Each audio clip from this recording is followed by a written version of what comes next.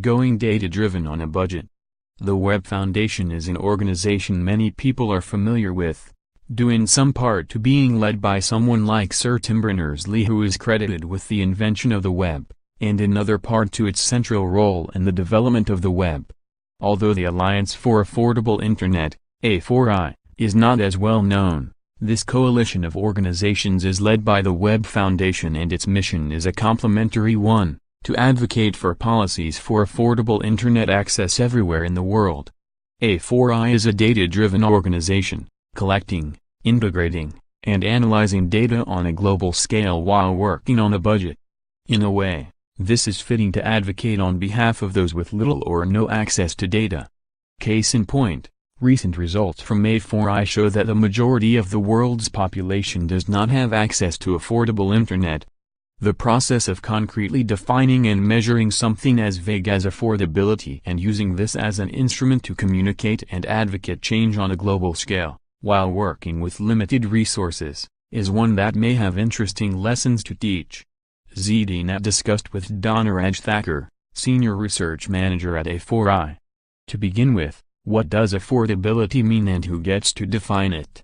As Thacker explained, the working definition of affordability as proposed by the UN, or more specifically, the EU, was that Internet in a country is affordable if 500 megabytes of mobile data access for 1 month does not cost more than 5% of a person's income. That's not a very good definition though, for a number of reasons. To begin with, as Thacker points out, 500 megabytes is hardly adequate. You can easily spend it all by watching one video online. And then, the 5% threshold is also not a very good one either. Why? Because as Thacker says, doing a percentile analysis on income for countries where data is available reveals something interesting. If we take the 5% threshold over average income in a country, it may seem like this criterion is met, therefore as per the above definition Internet access is affordable. But what does average income means? To give a simplistic example, if a country's population consists of 10 people, one of which has an income of 1 million and each of the remaining has an income of 1, the average income in that country is 100K. That is in no way representative of the income distribution in that fictitious country. Using the wrong metrics in the wrong context and interpreting them erroneously has been called lying with statistics, and average income is clearly not a good indicator of the buying power of the majority of a population. Any data-literate person realizes that, and the people in A4I are no exception. This is why they tried to come up with a more realistic metric, and ended up using what they call 1 for 2, for the A4I. Internet access in a certain country is affordable if 1 gigabyte worth of data over the period of 1 month does not cost more than 2% of the average national income. That's not a perfect metric either, but as Thacker says their data analysis showed it comes closer. 1 gigabyte is still not a whole lot of data to go by, considering the average use at the moment is closer to 2.5 gigabytes. And then there is still the dreaded average there. So why not use a more realistic cap on data, and segmentation criteria such as percentiles? Thacker explains that the data A4I uses for income comes from the World Bank, WB, and the WB does not publish detailed data on income distribution. Why that is the case is a question for the WB, but that's just how the situation is at the moment. As for the 1 gigabyte cap, Thacker said they considered this good enough for developing countries, which is what A4I's focus is on. But how does A4I get pricing data for 1 gigabyte data plans around the world, and how is that combined with average income to calculate the affordability metric? The data collection part is, as Thacker explains, the biggest part of this effort. It is at this point a manual task which consists of many steps. Researchers have to initially identify every data plan provider in the countries of interest. Then for each provider they have to identify all their data plans, find the ones that are at least 1 gigabyte per month, and choose the cheapest one among them as the basis for calculating the metric. Again, this is ETA methodology, and far from perfect. For one, it fails to account for market share. So if for example data plan X is the cheapest in country C, but only used by 1% of the population, it still forms the basis of the calculation. Data analysis based on percentiles, such as the one shown here, is one way to overcome loss of information in metrics such as average. But this requires data availability and more thorough analysis. Image A4I. Since we are talking about pricing data, which are by nature highly volatile, unless that data is updated, calculations will soon be out of date. Even if A4I manages to keep the pricing data up to date, the WB data is only updated once per year. To give a real-world example, let's consider what a back-of-an-envelope calculation would show for Germany.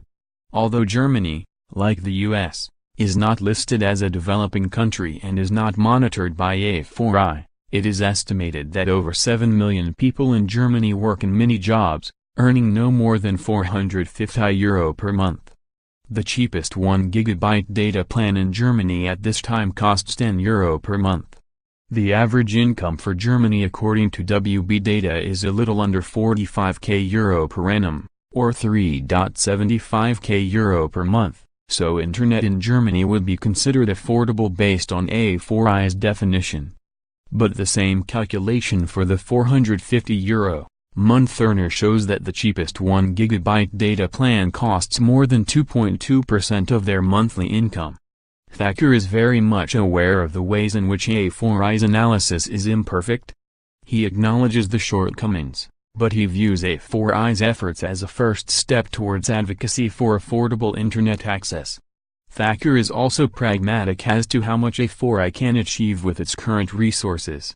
A4I has a total of 35 people in its workforce, and considering all the administrative, advocacy and education tasks it is involved in, there are no more than 5 or 6 people left to do the actual research and analysis. Taking into account what coming up with the findings we described here entails, and keeping in mind that these are just a small part of the work A4I does may give an idea of the challenges A4I has to deal with. A4I's target audience is mostly policymakers, and its main instrument for advocacy is the Affordability Report. This report features policy indicators derived from A4I's surveys and analyses, and supply-side indicators based on data from sources such as WB, EDU, and GSMA. To collect and to assess those metrics requires lots of manual work, and this is just the beginning of the analysis. All the metrics that A4I uses are available through a self-service data portal, but according to Thacker most policymakers are mainly interested in reports and policy recommendations focused on their own country.